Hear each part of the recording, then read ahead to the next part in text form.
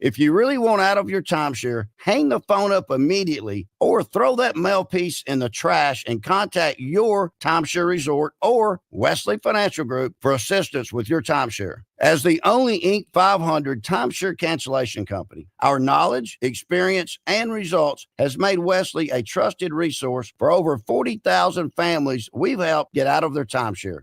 Give us a call and I'll send you our timeshare exit information kit free with the straight facts about your timeshare and all of your options for cancellation. Call for your free info kit, 800-511-2112. That's 800-511-2112. 800-511-2112. We've got a lot to talk about.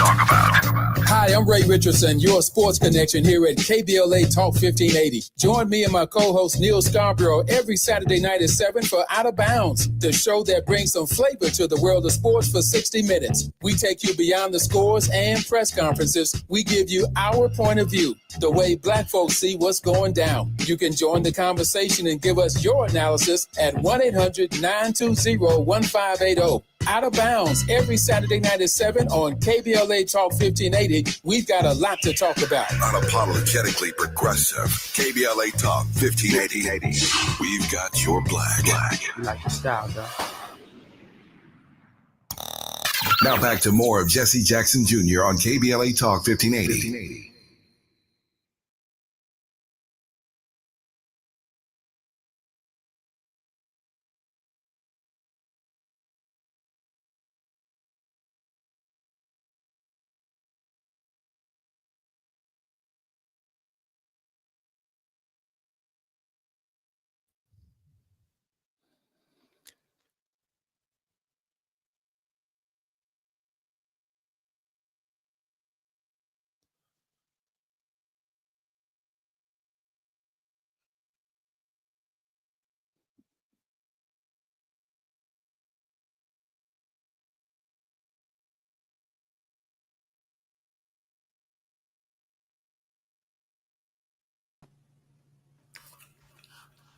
I'm Jesse Jackson Jr. Welcome forward to the Jesse Jackson Jr. Show. Pam, welcome to the Jesse Jackson Jr. Show. Thank you for having me, Jesse. Why don't we cut right to the chase? Because I want to make sure our listeners get as much information as possible and the transition that you've had to make from the remarks that you made at the National Action Network Conference. Get everybody on the same page. Pam, give us a definition of diversity, equity, and inclusion, and share with us what you do. Wow. Well, I will say diversity, equity, inclusion definitely means different things to different people. But when we think in the workplace, what people mean by diversity, we're talking about the representation by ethnicity, identity, intelligence, education, geographic background of all people. So it's the inclusion of all differences. Equity, equality, we're talking about, sameness. Equity, we're talking about fairness. We're really looking to be able to be in a position where our talents and our gifts are going to be able to be measured based on our merits, based on our performance, without any conditional biases involved. And inclusion really means when you're talking about feeling like I want to be a part of something, not just being present, but the belonging, emotional attachment, the emotional intelligence from the head, heart, and the hands are a part of being a part of that room. So it is personal. Diversity, equity, inclusion are personal words that define your experience. So however that means for any individual in any one place at a time, if you feel different, you feel like you want to belong, and you feel like you want to be fairly treated. So we at P&L Group, as Jesse shared with you, we have our brands and we focus on benchmarking, recognition of talent in the marketplace, developing leaders and identifying places and recognizing organizations for the best places to work. We've spent the last 20 years creating an index where we measure how organizations develop, retain, and advance talent. And being able to celebrate and elevate them has been one of the signature brands that we do. Our multimedia platform allows us to print thought leadership journals, diversity, equity, and inclusion, signatures in terms of how our thought leaders in academia and practitioners, as well as in the community, are able to have voices. And then finally, we're able to curate all of the content we have and provide training and learning education for companies, from mid-sized to large organizations, to help, advance, again, talents and awareness. Pam, let me ask you this question. I can only imagine that in the last 100 days, after 20, 25 years, a quarter of a century of fighting for diversity, equity, inclusion, qualified people that you're placing in corporations and organizations, that these corporations and organizations say they could not find in the workplace or with the academic qualifications and the scholarship necessary to fulfill certain roles. In the last 100 days, I can only imagine that your neck has snapped and your head has turned almost completely around. Share with us and our listeners what the environment is that you presently work, and share with us, if you don't mind, what you think we must do to maintain the gains that we appear to be losing on a daily basis. Whew. Well, Jesse, nobody told me you were going to bring these complex questions to me. But we have, here at KBLA, we have some of the most sophisticated listeners on earth. Okay. And I'm particularly proud to be on the station. So you're talking to the right crowd. Okay, well, I love this. Thank you. So one of the things that let me just make sure I state that, Jesse, we're not a search or placement firm. We basically provide the resources and the platform for organizations to be able to have access and enhance brands and what have you. So, for me, the first thing I was saying, how dare you weaponize acronyms and take DEI, 3 letters, and make them something a part of a Black attack on people. Deciding to hide behind acronyms that are meaningless to most of the population outside of the corporate and large employment workplaces, to define what people really want and know in the workplace and what they're doing. So the first thing I wanted to do was start a campaign to say, let me help you understand what diversity, equity, inclusion is, and that there are 64 dimensions of diversity, equity, inclusion. And if you're saying that you don't care about differences, experiences of people, of thought, if you don't care about what people around you and bringing and sharing who they are, then let's get rid of diversity. If you don't care about, trying to develop and train and teach our next generations, trying to make sure that we have fair workplaces, the continuum of learning and education, all of the various dimensions that goes into equity. And then if you truly want me to be inclusive, you must make me feel like I belong. And so when you look at all of the very differences, the dimensions of diversity, equity, and inclusion, you're like, wow, this is not a war on that. That's not what they're talking about. But because the weaponization became personal attacks, and then it became about economic justice, it actually started to go beyond the person and into to individuals and to organizations based on attacking their culture. Then it became very confusing and frightening for organizations, because now they're looking at profit levels. They're looking at their ability to keep their workforce focused, because that's, at the end of the day, that's what the CEO cares about. He wants to have a culture that is safe psychologically and physically, but then he wants his leadership team and management organization to be able to cascade that, so people can be productive at the end of the day. And so then if they're not, they're saying, okay, how do we make these decisions to minimize some of the attacks on us as an organization? And so the culture has been today where they had to, try to wrap their minds around these executive orders and what did they mean? What was real? So let me just state this. While the federal government, absolutely, those that are receiving funds from the federal government have to comply, the private workplace sector did not. None of those legally transpired for them. They weren't in violation of anything.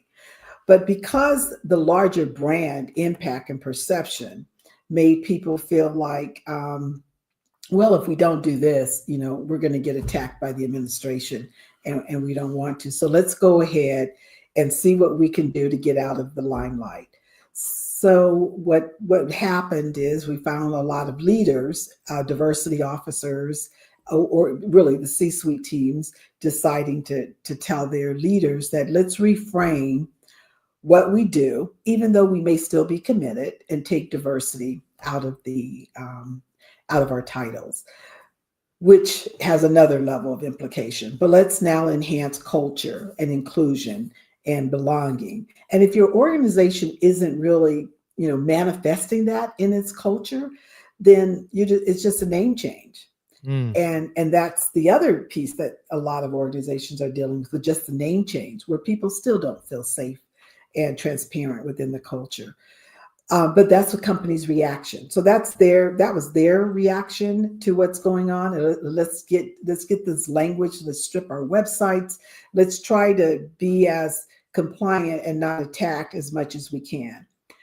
CEOs that have invested and that are still committed to the work, most of them are still there. They're not waving any headlights or anything. They're in the background allowing folks to do work, but being very careful on the execution. So it was a scary first 90 days. Organizations now, as their legal teams before were actually driving decisions, are now being able to input and not have so much influence. Now it's more of a full leadership team input process, so that legal can provide its risk assessments, and then the chief people officers, the chief culture officers, those folks could now provide, what works best for the business. I know I've been talking, so let me just pause for a second, because I know I said a lot in the last few I moments. just want to say that Diversity Learning Solutions has trained more than 30,000 professionals within the past decade, and Diversity MBA Partners supports more than 30 professional associations and minority businesses. As of January 2021, my very special guest is Pamela McIlvaine, who hosts a weekly radio talk show. Pam, let me ask this question, and I shared this with Reverend Sharpton, and I certainly shared it with my father, certainly when he was more able to address some of these issues. When I think about Frederick Douglass and the speeches that he gave, I don't see anything that says DEI, right? I don't see anything in the writings, the psychological writings of W.E.B. Du Bois, as I walk through this timeline, that says anything about DEI. Both of them use the term Negro, the Negro's dilemma, the Negro's problem in the case of Du Bois, and even Martin Luther King Jr. and the speeches that I've studied that he's given, his words, his actions. He talks about a world house. He talks about a broader America. He talks about living together, but I don't see him using the words DEI. But for sure, whenever we fight for our fair share, whenever we as African Americans fight for our fair share, and I shared this with Reverend Sharpton, when we fight for our fair share, almost everyone benefits from that once we win. But we have to fight for our fair share. If we're X percentage of the business of Pepsi Cola, and we fight for our X percentage, let's say it's 15% or 20% or whatever the numbers you're going to share with us today.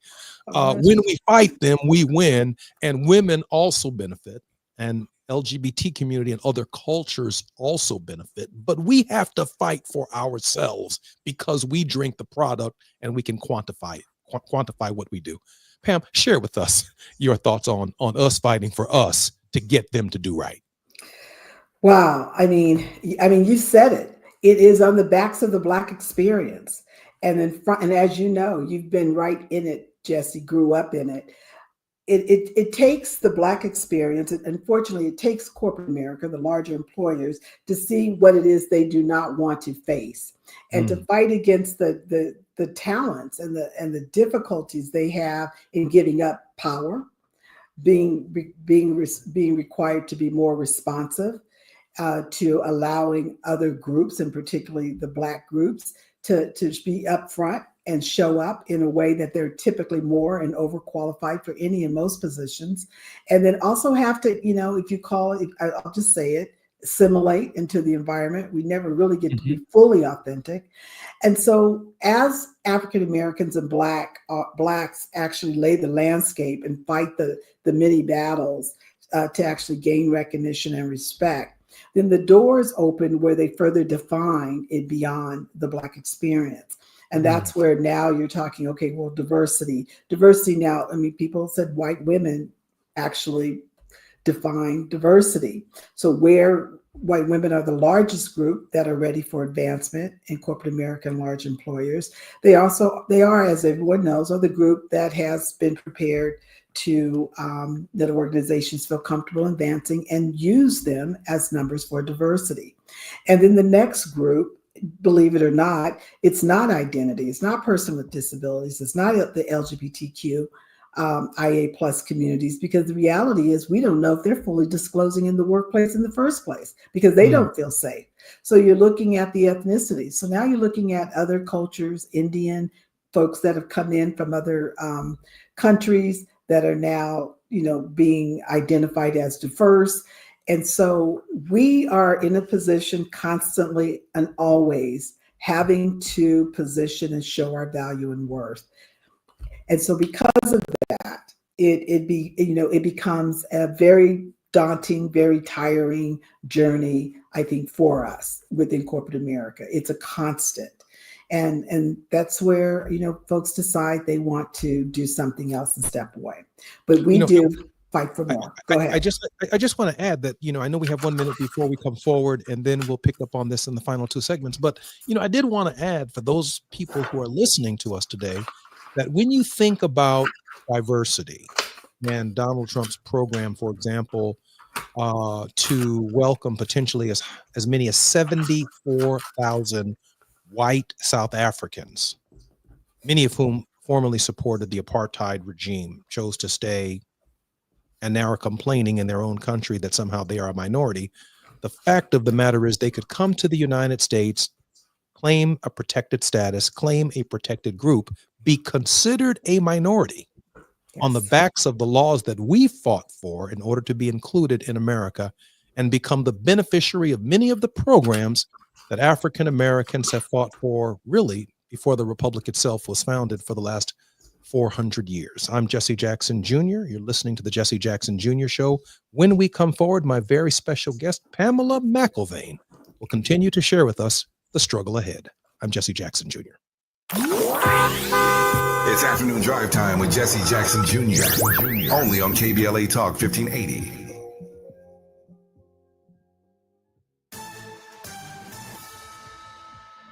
I'm Amber Payton with 4 Things You Should Know with BIN News. Sports personality Stephen A. Smith says he's leaving all doors open to a presidential run. Though he dislikes politics, the TV host says he's fed up. Black Minnesota Senate President Bobby Joe Champion is stepping down as ethics chair amid conflict of interest claims. He backed a $1 million grant for a nonprofit he once represented, but says it was pro bono and did not require disclosure. Seattle will pay $950,000 to African-American Captain Eric Greening, who sued former police chief Adrian Diaz for racial discrimination and retaliation. He's the 7th officer to sue the department, following 6 women who also accused leaders of discrimination and harassment. And funeral services were held for former Utah Congresswoman Mia Love, who died at 49 after battling brain cancer. She was the first Black Republican woman in Congress and Utah's first Black lawmaker. Get BIN News on demand 24/7 on the iHeartRadio app. Right now, there are young people across the world facing a tough choice: continue their dream of education or drop out to help their family put food on the table. You can help change their future in a single moment. See how far your support can go at unbound.org.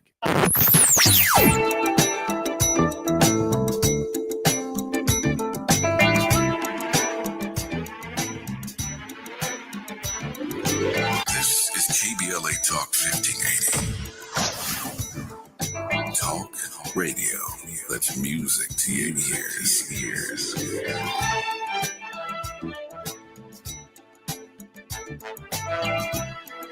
We're unapologetically progressive.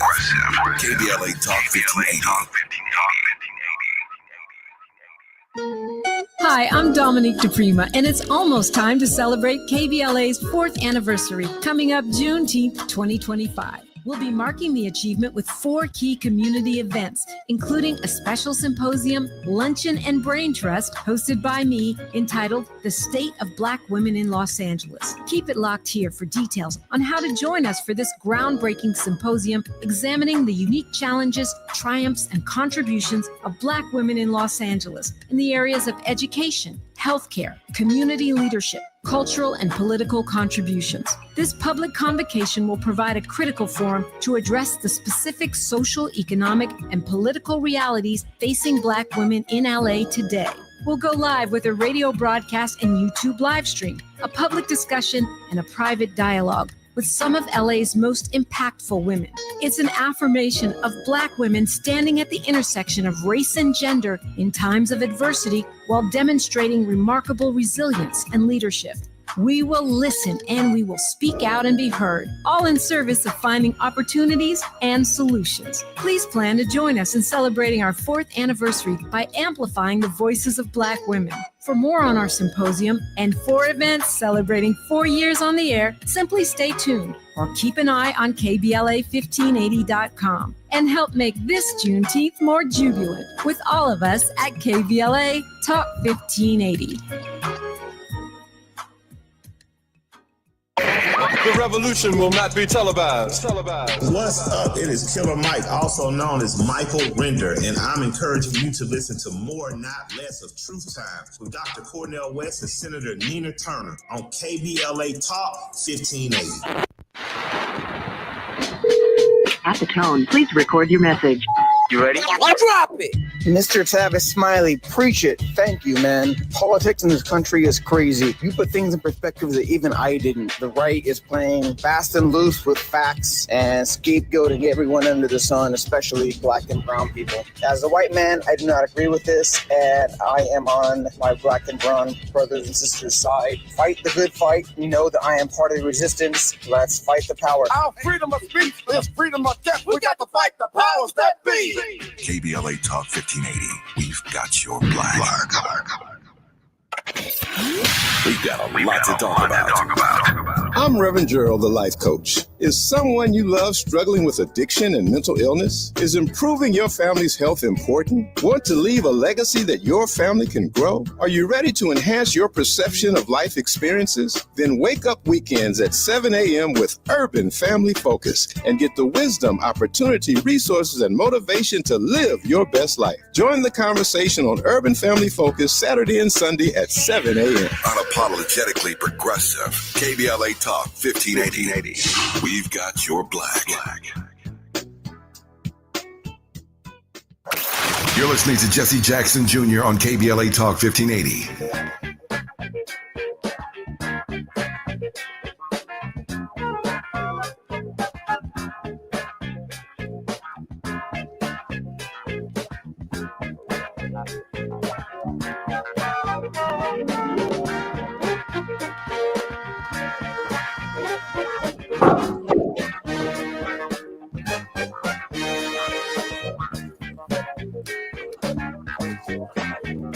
I'm Jesse Jackson Jr. Welcome forward to the Jesse Jackson Jr. Show. My very special guest is Pamela McIlvaine. Pamela McIlvaine, MBA, MA, MCPC, is the CEO and founder of P&L Group Limited, which has 3 key brands: Diversity MBA Media, 3i Research Institute, and Diversity Learning Solutions, headquartered in Chicago, Illinois. Ms. McIlvaine, welcome back to the Jesse Jackson Jr. Show. Thank you. Very happy to be here. I shared not long ago on our program that at this critical moment in our history as a people, given the health of Reverend Jackson, given the way in which some of our political organizations that have historically championed affirmative action, diversity, equity, and inclusion, literally everything after Brown versus the Board of Education, at this hour, Reverend Sharpton's leadership is particularly important. And at the National Action Network, thoughtfully, carefully, and directionally, he offered an effort for the next 21 days to hold Pepsi accountable for their behavior, their historic commitment to diversity, equity, and inclusion. I mean, don't forget, I grew up in that generation where Michael Jackson came out drinking Pepsi. And and the Jackson family were in some of the most widely watched commercials that have ever been viewed on television. And now we see Pepsi doing the moonwalk. Ms. McIlvaine, share with us your thoughts on Reverend Sharpton's approach, why Pepsi, the lessons that can be learned, and what we should be doing to support the effort that you're going to be tracking. I think that when we, I will just say this first, Jesse, as every time the Black community does attempt a boycott or movement, they always want to say it's symbolic and it's reactive. And today, I think Reverend Sharpton is trying to say we have to do more than that. It has to be more intentional, sustainable, surgical, if we want to have change. And that's what we've seen when we've had organizations like a PepsiCo that have been a part of the plan of progress since the 60s, and then even before the 60s, made commitments to diversifying their workforce in the late 40s to succumb, if you will, and pivot in such a way that it's shocking a bit to the world to have such a large institution that has systemically, traditionally made decisions, investments to ensure that they have an equitable, fair, inclusive workplace, where they had bold goals to drive change. And they did that with a diverse board, with diverse C-suite, with CEOs that are diverse and lead their organizations. So when you have institutions that have been around a long time, and then, where it appears, allegedly, that there's political influences that allows them to, where they decide they want to pivot and do something different by saying, we're going to freeze these goals. We're going to hold off on these goals. We're going to reduce this spending as it relates to the very communities they wanted to support. It makes you pause. And so Reverend Al Sharpton wants to be able to say, we can't afford to support those of you that pause, but are continuing to receive our support in terms of spending and buying your snacks and your beverages and products while you pause. And that's critical, Pam, right there. That point right there, that we are not asking for a handout. We're not asking for welfare. We purchase Lay's barbecue potato chips, a PepsiCo product. We buy Pepsi Cola and probably dozens of other products that they own. And that's when Reverend Sharpton says we need to put the focus on you. We're saying also this is our fair share of money that we already invest in that company. That's right. And it's really about spending now, conscious spending, being aware of where you actually spend, being aware of what your dollars can do. It's about economic empowerment. And that's why he also partnered with Charles Walker, who created the technology, so that it becomes really significant in terms of tracking your spending. Our Money United, under Charles Walker as the CEO, the Friends of the Movement, that work to create the technology so that we can track the movement. So, of boycotting and boycotting, so that people in real time can know if they're spending $1 or $5, what that impact is. And when you're collective, and not just Blacks, but there's allies that also can be a part of the movement if they elect to. So now changing and being informed with data, being informed with information to make your decisions in terms of where you're going to consciously spend or not is where we're going forward now. That's the future of what the impact of boycotting will be. Yes. I just want to add something, man, because, my father spent the last 50 years from Operation Breadbasket, where Dad actually met a young Reverend Al Sharpton, to Operation Push, to our Don't Choke on Coca-Cola campaigns, to fighting A&P, where Reverend Sharpton was one of the youth leaders of that effort. I want to share with those who keep sending me messages on Facebook, what's the point of boycotts? What is the big ask? What is the big ask? Let me help everybody with that. Yeah. When Reverend Sharpton goes to the chairman of the board of PepsiCo, he asks the question, How many Black lawyers does PepsiCo hire to help handle the legal business of this corporation? How much money does PepsiCo have in Black-owned banks, women-owned banks? Because the debt-to-equity ratio of those banks determine how much they lend in local communities. How many Black-owned certified public accounting firms do you use? Company of this enormous size has to account for its monies, its profits, pay taxes. What about the portfolio of Pepsi real estate all over the world? How many African-American realtors and others are managing that? How many investment bankers do you have? Your pension funds, your workers at every level of your corporation, our fair share. If we use 10% or purchase 10%, show us 10% of the lawyers, 10% of the healthcare entities that you invest in. I'm saying this to say that the ask for a boycott isn't just a banquet table for a civil rights organization or a statement that they've done right or some evidence that they've done right in terms of their numbers. The major questions are largely responsible for Black, brown women and others who then enter the middle class of our society from colleges and universities who are extremely qualified individuals who, if Ms. McIlvaine doesn't bring to the attention of these corporations that these people are easily discoverable and findable and employable, they simply don't do it on their own. That's right. That's what I got. Yeah, and so well said. And I would just add that in addition, we want you, when you make the commitments, we know you're not going to break what you do midstream. We recognize that. However, but we're talking about going forward future. We still need you, regardless of how difficult times are, while you appease one commitment is to continue to have these commitment and demonstrate that you are going to help drive change. And that's what we're talking about. So, and it has to start from the top. It has to start from the top. And the boycott, a boycott in the moment's time is noticed, but a sustainable one where you're tracking conscious spending over time is a long-term impact.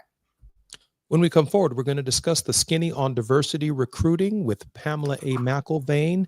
She is one of the nation's top diversity, equity, and inclusion professionals. She's helping provide us with some of the numbers that we need to look at these corporations very, very closely. Who made commitments, who need to do better by their commitments, who need to strengthen their commitments. But I also want to add, and I want to say this in support of Reverend Sharpton and others who are supporting that leadership. This isn't what congressmen do, and there's 60 of us. There isn't, and obviously I'm former, but there's 60 members of Congress. There's a half dozen African Americans in the United States Senate. We need a big stick that walks into that room with that CEO, a big stick. And Reverend Sharpton, in the tradition of Jesse Jackson and Adam Clayton Powell and Martin Luther King Jr., were the kind of big sticks necessary to make a corporation recognize that it has a commitment to the future of the United States of America. I'm Jesse Jackson Jr. You're listening to the Jesse Jackson Jr. Show, and my very special guest is Pamela McIlvaine. While you're stuck in traffic, we can at least bring you up to speed on the news of the day. You're listening to Jesse Jackson Jr. only on KBLA Talk 1580.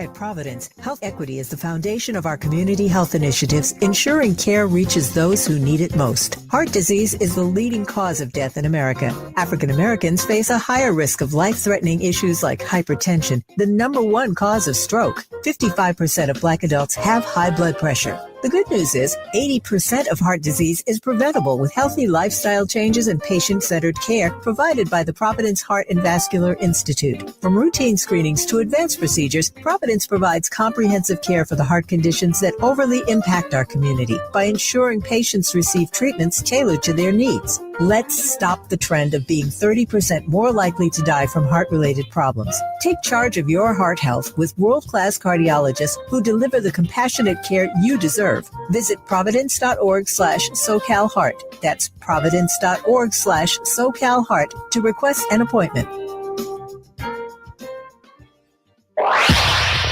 Follow the leader. KBLA Talk 1580. Follow the leader. If you're not following KBLA Talk 1580 on all of our socials, then you're missing out. Download our app and find us on Facebook, Twitter, Instagram, YouTube, and on the web at KBLA 1580. That's right. Again, you can find all of our socials at KBLA 1580. We've got a lot to talk about. By the way, if you miss any of our weekday shows in real time, you can always catch up by checking out the podcast of your favorite shows at your leisure. At KBLA Talk 1580, we've got your black. Got your black. Keep following the leader. Oh my God. Follow the leader. Follow the leader. Follow the leader. After producing an award-winning climate justice campaign in 2024, KBLA Talk 1580 has gone all in on its 2025 Climate Justice plus Black Health Initiative. April is Minority Health Month, and Urban Family Focus, in partnership with Providence Health Systems, presents The Heart of the Matter. Providence doctors and health equity officers will participate in informative and life-changing conversations on hypertension, health equity, behavioral health, and community engagement. Don't miss these empowering conversations on Urban Family Focus every Saturday in April at 7 and Sunday at 6 a.m. Pacific Standard Time. Sponsored by Providence, Southern California's largest and most comprehensive healthcare network. We've got a lot to talk about on KBLA Talk 1580. Download the KBLA 1580 app or log in to KBLA1580.com. I'm Reverend Gerald, the life coach. On KBLA Talk 1580, we've got your black. You're listening to Jesse Jackson Jr. on KBLA Talk 1580.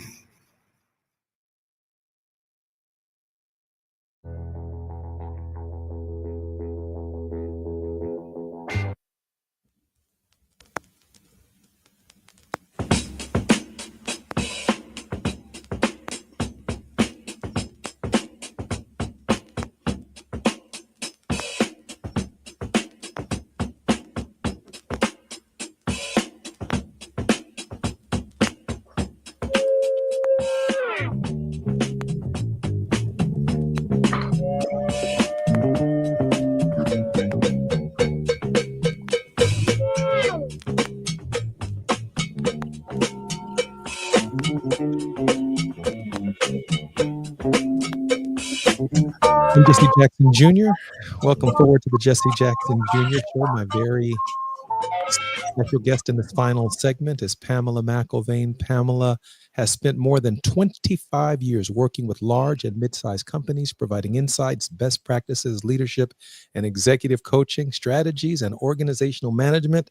In other words, Pamela McIlvaine is one of the busiest people in America right now, trying to help some of these companies not call a spade or say what it is, but trying to get them to do right in spite of the perception that they ain't doing right, but continue to do right. Pamela, welcome to the Jesse Jackson Jr. Show. And thank you for having me. Happy to be here. Pamela, I have a couple of quick questions for you. The Skinny on Diversity Recruiting, the best practice guide to current trends and recruiting strategies. I see my producer has decided to go right to the radio show. Tell us about the radio show, and then we'll come back to the book. Well, you know, it's an awesome opportunity that I received 4 years ago on Chicago Progressive Talk, WCPT 820 AM, to bring the inclusive voice. So I had an opportunity. So I have an opportunity every week, Jesse, to bring the most loud voices. So I'm definitely going to invite you on to talk about, you know, what they want to know, what they want to share. But it also gives me an opportunity to kind of level set some of the misunderstandings that organizations or that people, our everyday people, aren't getting, helping to give information that they may not normally grab, you know, have access to.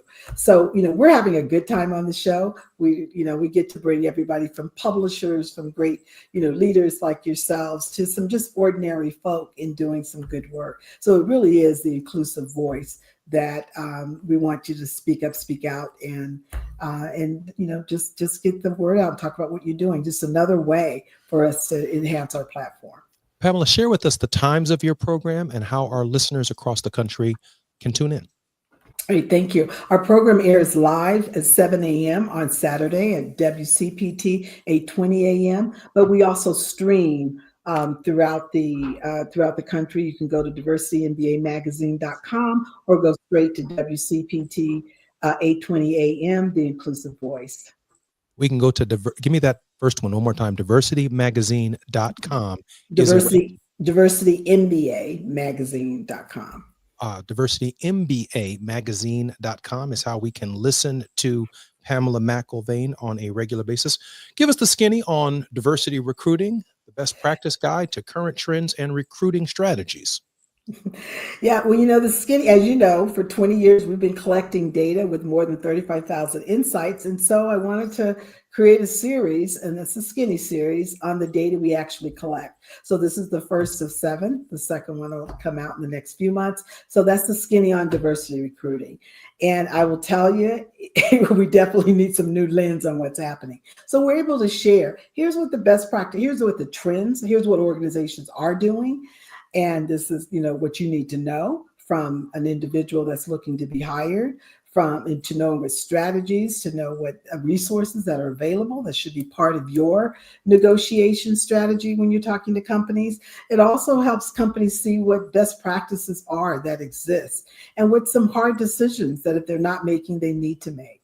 And so, so that was the insight, that was the intent of the book. And it was intended to be also, a guide that you can go back to and be able to source for more information on, am I doing this the way I should be doing it? Let me look at what the data was then, what is it today? And then we continue to provide an update in an ebook format, the current data. I just want to share with our listeners, particularly those of us who find ourselves in, how shall I say it, in these cultures where we're the first and only. We're the person that's been selected out of the community to work in certain environments. While you make the case for those of us that do, that to read this book on the skinny is a book that we should provide to our managers and within our corporations to kind of show them that there's a way to massage in this environment, the way in which they recruit, so that one, those that they do recruit don't feel like they are the DEI hires. Yes. I have had on this program, Pamela, cardiologists, African-American women, really the first in their field. Mm-hmm. I have had an African-American male cardiologist on the program, one of the first in his entire city, the only in some cases out of 500 similarly situated physicians across the country. When they walk into a hospital for the first time, other physicians ask them to get them a cup of coffee or treat them as if they don't belong or wonder if there's some kind of assistant, when in fact, they are the resident cardiologist of the institution itself. And so, we keep going through these tests over and over and over again. We try to argue for more inclusive staffs of people who went to Howard and to Morehouse and Meharry and to Drew schools of medicine.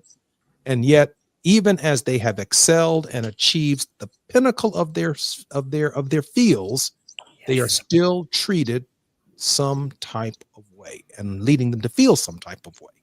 Yes. And so I say that those managers of these large institutions need to be able to reach out to Pamela McIlvaine, who can help them with the best practices, leadership, and coaching, and the line that they have to consider in broadening the population space within their organizations to create a culture that is a thriving culture. And share with us some of these stories, if you will, that you've experienced on your own from doing this kind of work. I will tell you transparency. One of the biggest things is where organizations are not transparent. And that's where the hiring managers, feel like they're lost and feel like they're not a part of the solution because they weren't getting all the information as to why we needed to hire and have a more diverse workforce, why it was better for us to engage others and how they can have a part in it. So one of the things I would say, they call the white middle America, the white middle managers, the frozen middle. I call them, let's advance the critical middle. And that means being able to help them know the numbers, help them know that they're, 70% within the workforce, let them know that they're the largest groups that are getting promoted. And all you have to do is compete and know why we want to have inclusive teams. We know that's where innovation occurs. And that, so those are the kinds of things that, believe it or not, they're really fundamental, but that organizations fail to do at a way they needed to do it. They're starting to do better by it, but we have the times are more challenging now. But at the end of the day, this is what I always have said, Jesse. There's always been good white folks, because the Underground Railroad would not have existed without allies. Mm-hmm. And it was allyship, and those that are supporting and sponsoring each other that allowed for advancement, and they were happy to have it. And that's what we want to nurture again, is to bring forward our allyship, be open, let white America air their fears, and then be able to inform them so that they too can be a part in a more practical way, right? In a way that is inclusive for them as well. Diversity. I'm sure Harriet Tubman said, there's some, listen, I know y'all been in slavery. I know y'all been on a plantation, and I know y'all scared, but there's going to be some good white folks along the way at the north. Yes, she did. so when you see these white folks, I'd already vetted them. They're going to help us get a little further north. Now we're trying to get to Boston. We're trying to get to DC. We're trying to get a little further north. Pam, I have about 45 seconds left in the program. Can you end us on a word of hope? I would say the word of hope, I think, is Our Money United, where we can come together and make collective, conscious decisions to drive our spending to get the kind of influence that we want. Take action, one step at a time. Take action and be confident in what you want your future to be, because it's still before you. I'm Jesse Jackson Jr. You've been listening to the Jesse Jackson Jr. Show. My special guest, Pamela McIlvaine, has spent more than 25 years working with large and mid-sized companies, providing insights and best practices. Some of them are scared as hell in this environment, and Pamela is the person trying to share with them the best practices, leadership and executive coaching strategies, and organizational management through these very, very difficult times. I'm Jesse Jackson Jr. You've been listening to the Jesse Jackson Jr. Show. Until tomorrow. KBLA 1580 Santa Monica.